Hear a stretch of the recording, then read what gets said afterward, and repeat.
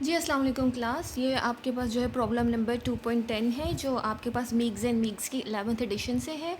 ठीक है, मैं हूँ सिदरा सईद और मैं यहाँ पे प्रेजेंट करती हूँ आपको ये वाला प्रॉब्लम। वैसे ये वाला प्रॉब्लम भी बहुत आसान है, इसमें कुछ ऐसा मुश्किल नहीं है। 2.9 थोड़ा सा कॉम्प्लिकेटेड है, लेकिन 2.9 बहुत 2.10 में एक चीज़ जो है वो काफ़ी जो है शायद आपको प्रॉब्लम दे रही है, अदरवाइज़ बाकी सब बहुत आसान है।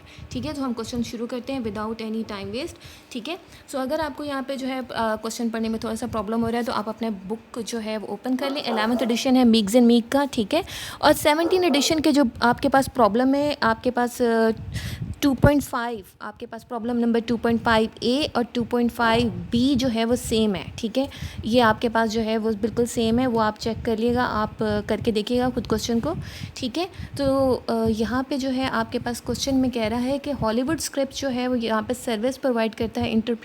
इंटरप्राइज है वो एक इंटरटेनमेंट फील्ड में। ठीक है, सो यहाँ पे जो है इसका सबसे पहले जो है वो डिस्कशन कर रहा है। Pippin by inspection of accounting record you discover the following facts. Number 1 पे आपके पास कह रहा है कि अमाउंट ऑफ कैश जो है वो 5150 है, जिसमें से 3500 जो है वो कंपनी के बैंक अकाउंट में है, 550 जो है वो ऑन इन हैंड है कंपनी के सेफ में, और 1210 जो है वो पीपन के पर्सनल अकाउंट में।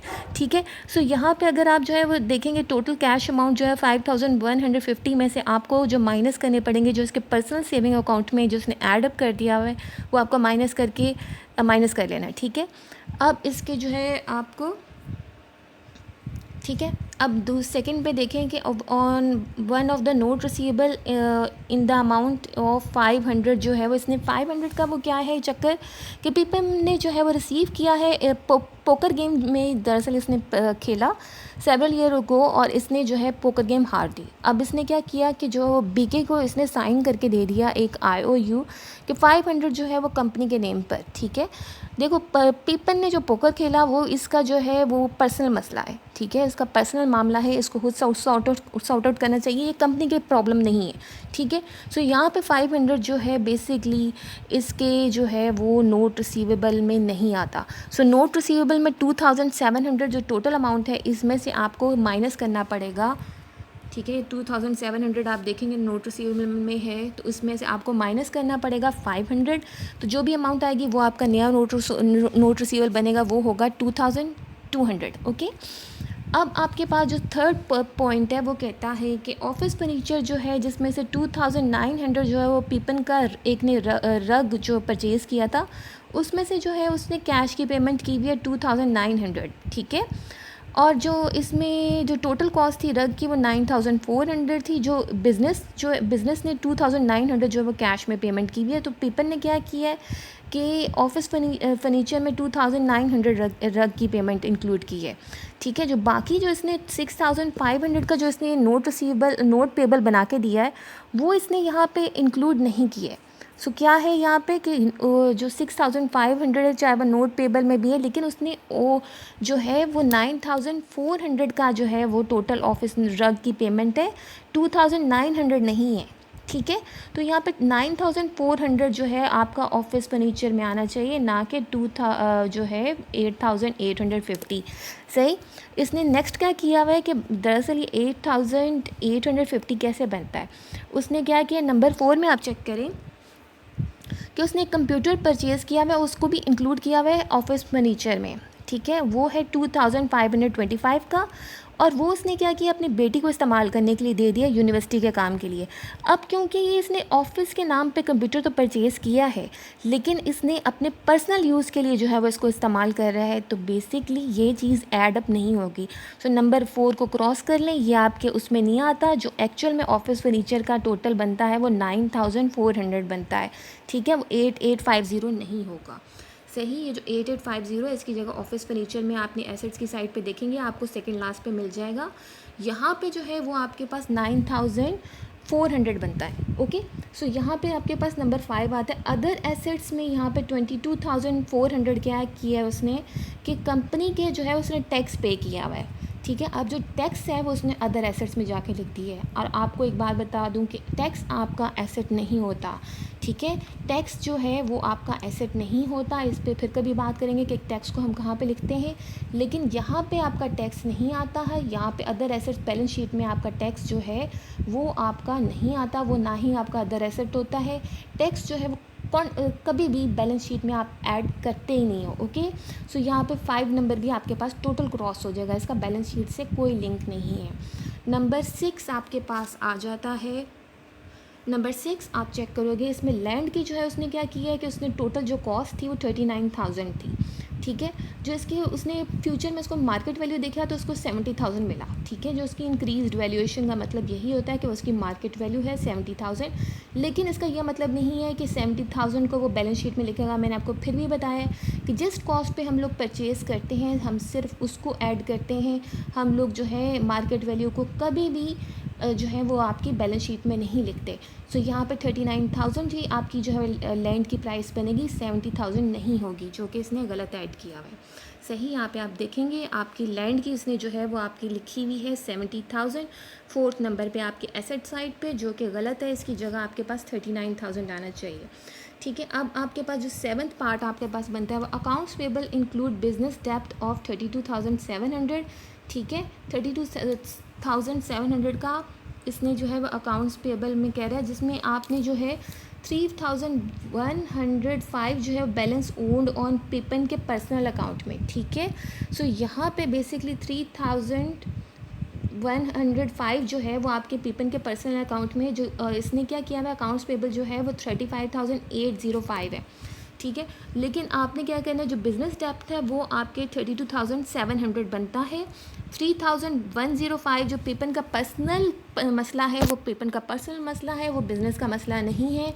तो ये हमेशा याद रखिएगा, personal account, personal master card, इसका आपकी बैलेंस शीट से कोई लिंक नहीं है। मतलब कि कंपनी की बैलेंस शीट से कोई लिंक नहीं है। कंपनी सिर्फ जो खुद ओन करती है सिर्फ वही पे करती है कि उसका ओनर की पर्सनल अकाउंट से, पर्सनल कार से, पर्सनल बिजनेस से कोई लिंक नहीं होता, या फिर किसी दूसरे बिजनेस का डेप्थ इस कंपनी को का कोई लेना देना नहीं है। कंपनी का लेना देना सिर्फ अपने अकाउंट से है, जो वो उस पे उधार है, ठीक है। जो उसके पास पर्सनल चीज़ें आती हैं सिर्फ उसका लेना देना उससे बनता है। सो यहाँ पे आपको अब नेक्स्ट आप देखें, मैंने आपकी आसानी के लिए जो है यहाँ पे लिख दिया हुआ है। कैश में जो है ये 3,400 जो है ये क्या है, आपका कंपनी का बैंक अकाउंट है, CBA, ठीक है। और फिर 540 जो है वो कंपनी सेफ में है, और जो 1,000 जो आपके पास 210 है, ठीक है, 1,210 जो है वो पर्सनल अकाउंट है। तो पर्सनल अकाउंट बिल्कुल इसमें नहीं आता, ठीक है। सो ये चीज़ें देख लिएगा यहाँ पे क्या ऐड होता है। फिर मैंने यहाँ पे जो है फर्दर आपके लिए जो है बैलेंस शीट बना दी है। इस बैलेंस शीट में एक प्रॉब्लम है, और वो ये है कि यहाँ पे आप देखेंगे आपके पास क्वेश्चन में जो है वो दिया हुआ है 63,065, ठीक है। यहाँ पे आपके पास जो ओनर्स इक्विटी है वो आपको नज़र आ रही है, कैपिटल 63,065, और कैपिटल के बारे में आप कहेंगे कि यहाँ पे कोई भी जो है आपके पास कोई स्टेटमेंट नहीं है। तो बेसिकली हम लोग क्या करेंगे कि कंपनी के जो 63,065 जो है, जैसे हमने प्रॉब्लम नंबर 2.9 में किया था कि शायद जो है इसने वहाँ से लेके कहीं से जो है जो मार्केट वैल्यू है कहीं उसका ना लिख लिया हो, तो इस वजह से हम लोग क्या करेंगे, जितना एसेट्स हैं, क्योंकि हमें एसेट्स के बारे में पता है कि इसमें अगर कोई गलती नहीं है, हमने उसके तमाम चीज़ें ठीक कर ली नहीं है, तो हम ऐडअप करेंगे। जितना भी ऐडअप होगा तो हम लोग नोट्स पेबल और अकाउंट्स पेबल हम लोग ऐडअप करेंगे। हमारे पास 99,700 आएगा।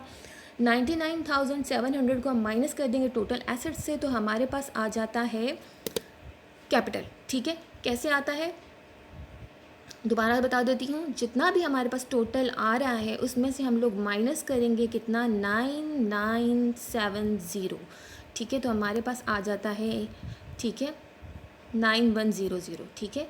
यानी कि इस अमाउंट को इससे सब्ट्रैक्ट करेंगे तो हमारे पास क्या आएगा, ये वाली अमाउंट आ जाएगी 7,110। ओके। तो यहाँ पे आपके पास जो है इस तरीके से ये टोटल कैपिटल आ जाता है। सो ये चीज़ आपके पास कंफर्म हो गई है। इस तरीके से आप लोगों को जो है वो समझ आ गई होगी कि कैसे आपने अपना बैलेंस शीट जो है इसको करेक्ट करना है, ठीक है। और पूरा क्वेश्चन आप दोबारा से खुद करके देखिएगा, आपको ज़्यादा अच्छे से समझ आएगा, ठीक है। ये मत समझिएगा कि आपको कुछ जो है वो छोड़ देना है। और याद रखिएगा आपकी जो है वो आपकी 17 एडिशन में जो यहाँ पे क्वेश्चन है वो आपका जो है गिवन है, ठीक है। ये 17 एडिशन में जो आपके पास 2 पॉइंट फिर से देख के बता देती हूँ कि आपका जो है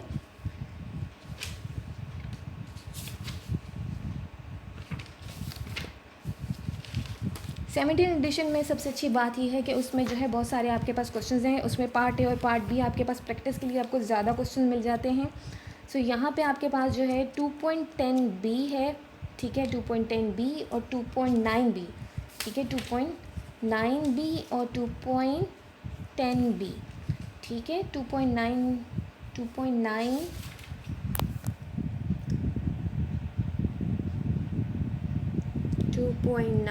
ए, 2.9 बी, ठीक है, 2.10 ए एंड 2.10 बी। ये वाले क्वेश्चन दोनों करके देखिएगा, 4 हैं बेसिकली, ठीक है। इनमें करके देखिएगा आपके जो है ये वाली प्रॉब्लम में अगर आपको मिल रहे हैं, थोड़े से भी आपको इशू है तो वो आपका ज़्यादा अच्छे से क्लियर होगा, ओके। और अगर आपको मज़ीद कोई प्रॉब्लम मिले तो आप मुझसे पूछ सकते हैं, ओके, ठीक है।